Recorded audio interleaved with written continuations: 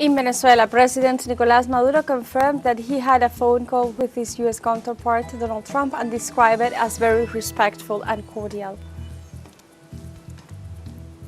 The United Nations General Assembly held an informal meeting to commemorate and promote the International Day Against Unilateral Coercive Measures. And Israeli warplanes carried out airstrikes on several villages in the southern Lebanon just a day after Israeli and Lebanese civilian leaders held their first direct talks in decades. Hello and welcome to From the South. I'm Alejandra Garcia from teleSUR Studios in Havana, Cuba. We begin with the news.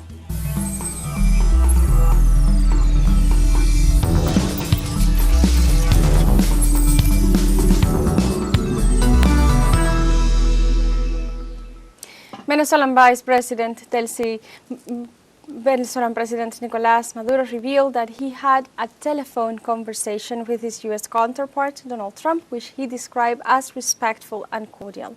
The president assured that the call was initiated by the White House and that he advocated for direct dialogue for peace amidst the U.S. military deployment near the Venezuelan coast. From an event in Petare, Miranda State, the head of state affirmed that the call is welcome as long as it represents a step towards dialogue and diplomacy. President Maduro also emphasized that the U.S. citizens opposed long conflicts abroad, referring to Washington's past track record. In turn, he concluded by stating that the colonial powers of the world will never be able to subjugate the Venezuelan people.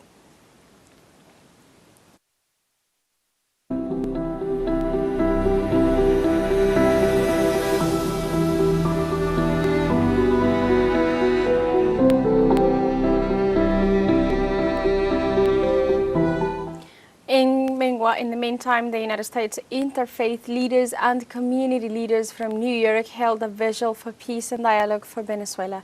Various interfaith and community leaders gathered in New York to demand that the U.S. government find a diplomatic solution in Venezuela in the face of the growing threat by the Donald Trump administration to carry out a military intervention in the South American nation in a vigil that aligns with the urgent calls from the Vatican and the World Council of Churches. The organizers denounced reports of U.S. military attacks that killed more than 80 people, in addition to the military deployment in the Caribbean, operations classified as extrajudicial executions and violations of international law. They also emphasized the need for diplomacy to prevent further loss of innocent lives if the Trump administration engages in a war not authorized by the U.S. government. Within the tense kind of relations that we had with the government over the last 25 years, but we have never been in a situation like today, where there is a massive armada, the biggest armada ever built in front of our coasts, killing civilians, telling that civilians in small boats are armed attacks against the United States, and those civilians within those boats are combatants, and they can be killed in an armed conflict. Well, I tell you, there is no armed conflict. There are no combatants. There are no armed attacks. There is no law of armed conflicts, neither international conflict nor non-international armed conflicts, as they want to say now, that they are killing terrorists. They are not terrorists. There are no terrorists within Venezuela. There has never been an attack from Venezuela to the United States, either terrorist attack, armed conflict attack, any kind. And also the United Nations General Assembly held an informal meeting to commemorate and promote the International Day Against Unilateral Coercive Measures. The date is being commemorated for the first time today, December 4th, and was established as part of efforts to raise awareness of the negative impact of unilateral coercive measures that violate international law and the Charter of the United Nations. The initiative for this commemoration was led and promoted by Venezuela, a country that has been the focus of constant threats and interference from the United States government. During the meeting, United Nations representatives emphasized the importance of promoting dialogue, mutual respect, and multilateralism as the cornerstones of international relations and diplomacy.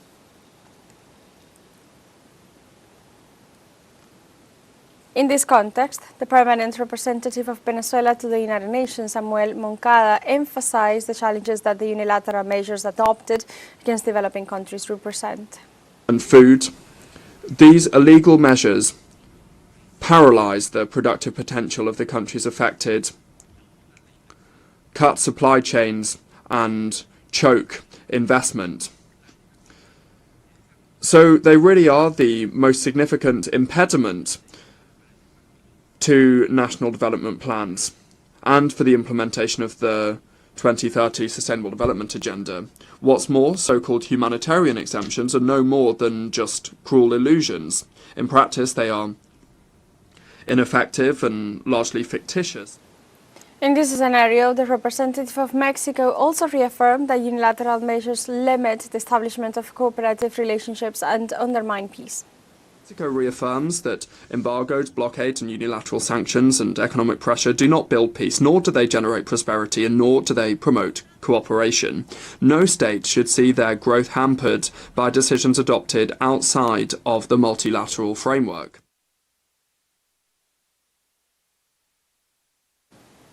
For his part, the Cuban permanent representative to the United Nations referred to the unjust unilateral imposition of the U.S. blockade against Cuba and supported the appointment of a special advisor on unilateral coercive measures. No country, however powerful they may be, has the authority to punish the rest of the world. And this is why we firmly support the appointment of a special advisor on unilateral coercive measures. We support the victims of these cruel and inhumane policies, and we call for their immediate, total and unconditional lifting to fully comply with our promise here of not leaving anybody behind. And the United Nations warned about the growing pressure from the United States on Venezuela's airspace. In a statement, United Nations experts express international law is clear. States have complete and exclusive sovereignty over the airspace above their territory. Any measures that seek to regulate, restrict or close another state's airspace are in blatant violation of the Chicago Convention. The document emphasized that actions affecting another country's airspace may amount to a breach of sovereignty and could constitute an illegal threat or use of force under international law. In addition, the United Nations stated that unilateral measures that interfere with a state's territorial domain, including its airspace, risk fully undermining the stability of the region and are seriously undermining Venezuela's economy. Despite the president's statements, the United States has no legal authority to close another state's airspace. The document also concludes that the long history of external interventions in Latin America must not be repeated. Respect for sovereignty, non-intervention, and the peaceful settlement of disputes are essential to preserving international stability and preventing further deterioration of the situation.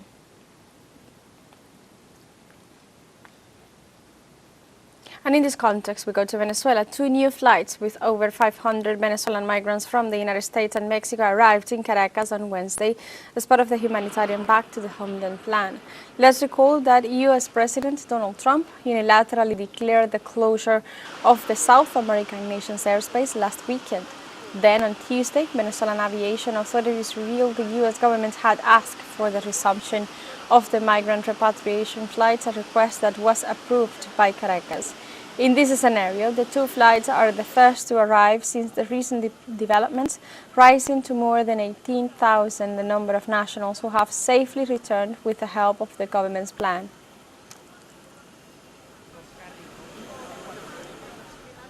Precisely in this context, thousands of Venezuelans remain stranded in Spanish airports after their flights to their homeland were cancelled, amidst the growing escalation of threats from Washington towards Caracas. The suspension of flights to Bolivarian territory has affected Venezuelan passengers, prompting organizations and governments around the world to condemn the action as an illegal and unjustified aggression against the Venezuelan people. In this regard, and in response to U.S. threats, President Nicolás Maduro activated a special migration return plan aimed at compatriots who remain stranded abroad, demonstrating that Venezuela exercises full sovereignty over its airspace and territory despite unilateral coercive measures. And now we have a short break coming up. But first, remember you can join us on TikTok at teleSUR English, where you'll find news in different formats, news updates, and much more. We'll be right back. Stay with us.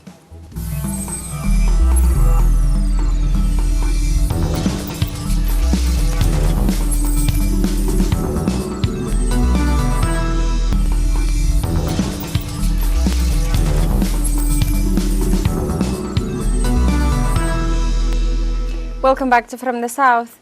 In the United States, Republicans in the Indiana House of Representatives unveiled a new and controversial map for redistributing congressional districts, increasing the current political tension. Republicans hold 7 of the 9 seats in the Indiana House of Representatives. In this scenario, Donald Trump and Republicans leaders at the national level have urged local lawmakers to pursue a full Republican map before the 2026 elections.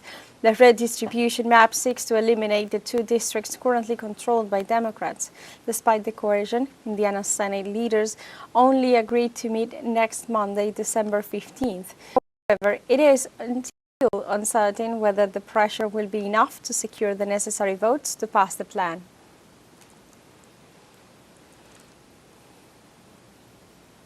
And now we go to Honduras. The presidential candidate for the Libre Party, Rixi Moncada, denounced that in Honduras there is an electoral coup underway by the bipartisanship sponsored by U.S. interference. In a special interview for teleSUR, the candidate reiterated that the 2-party system is committing electoral fraud, whose maneuvers had already been denounced in advance.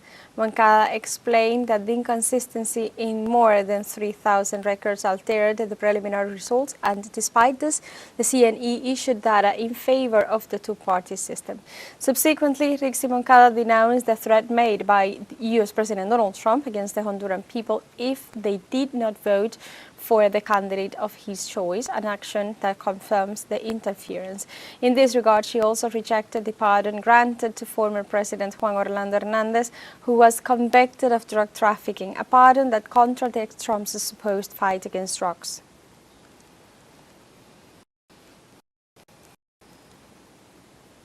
And in Ecuador, the contentious electoral court of the country initiated a political persecution against the former presidential candidate for the Citizen Revolution movement, Luisa González.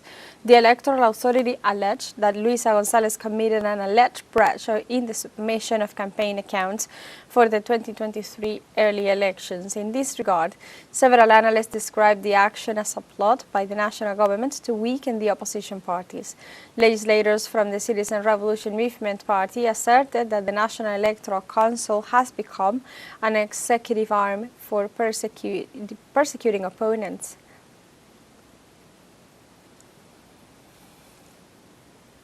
And we stay in the Latin American region. The Peruvian government extended the state of emergency for 30 days to address the rising crime in the capital and the nearby port city of El Callao. The measure restricts constitutional rights and large demonstrations even after the increase in protest against interim President José Herrí over the past month.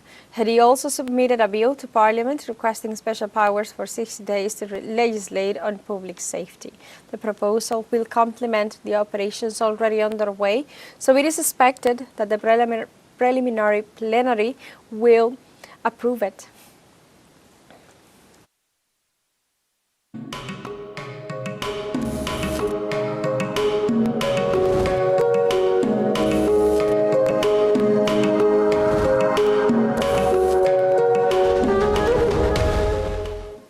In Cuba, the main movie theaters in Havana will host the International Festival of Free and Latin American Cinema from Thursday 4th until the 14th of December. The 46th festival will feature a selection of 222 works from 42 countries, including Mexico, Argentina, Brazil, and Colombia. This year, Mexico will be the guest of honor and will receive the Coral Honor Award for the 80th anniversary of the Mexican studio Churubusco, a section dedicated to the cinema of the BRICS countries, an alliance that Cuba recently joined, is also expected to be presented.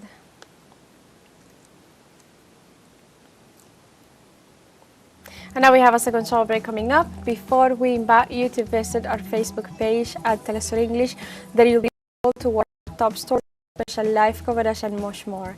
Follow our page and activate the notification button. Stay with us. We'll be right back.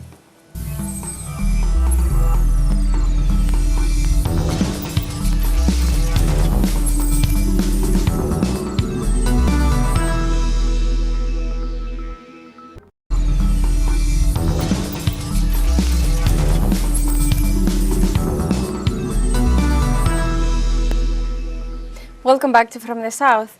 On Thursday, Israeli warplanes carried out airstrikes on several villages in southern Lebanon just a day after holding the first direct talks in decades between Israeli and Lebanese civilian leaders. The attacks targeted residential buildings across the town of Marona, Haba, Al-Majadel and Barashit, damaging civilian infrastructure and triggering fires. In addition, an Israeli drone reportedly dropped a stun grenade on the Nakura shoreline earlier in the day. According to the Lebanese Health Ministry, at least 335 people have been killed and 973 injured by the Zionist military since the ceasefire took effect in November of 2024. Under the agreement, Tel Aviv was supposed to withdraw from southern Lebanon in January, but instead only partially pulled out and continues to maintain a military presence at 5 border outposts.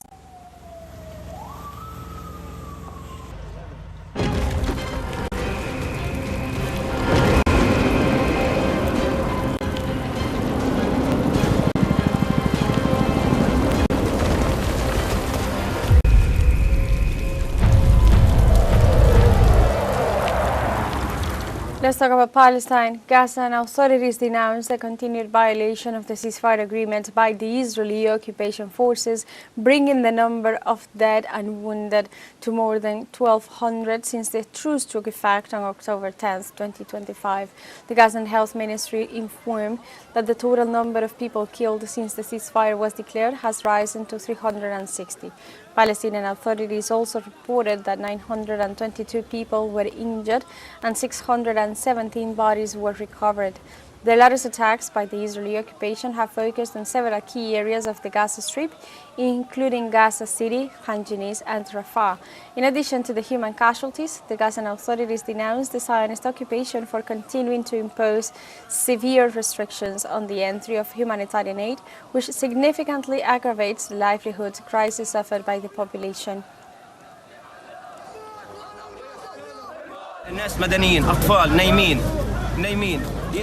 They were sleeping civilians and children, hit by 4 missiles.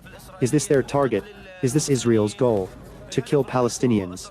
The main goal is to kill and terrorize the Palestinian. We want to live with dignity like other nations. We hope the world will stand with us and end the bloodshed, so to begin the second phase of the agreement, followed by the third phase of reconstruction, so we can return to living as we did before. In other news, Indian Prime Minister Narendra Modi welcomes Russian President Vladimir Putin with the aim of strengthening bilateral cooperation ties. On Thursday, the Russian President Vladimir Putin arrived at Indira Gandhi International Airport in New Delhi, where he was greeted by Modi and a high-level commission. Putin's visit will last until Friday, December 5th, for the 23rd India-Russia summit, where they will discuss the strategic partnership of both countries in the political, economic, scientific, and cultural fields, as well as addressing issues of international and regional interests.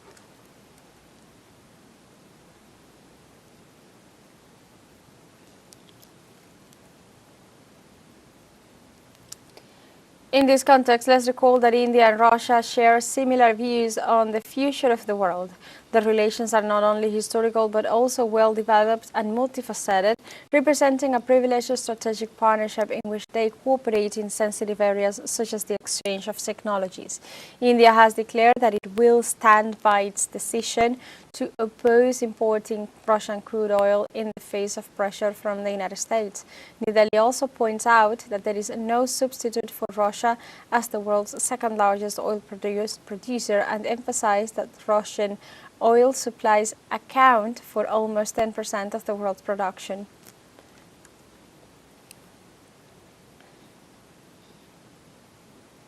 And like this, we have come to the end of this news brief. Remember, you can find these and many other stories on our website at telesurenglish.net.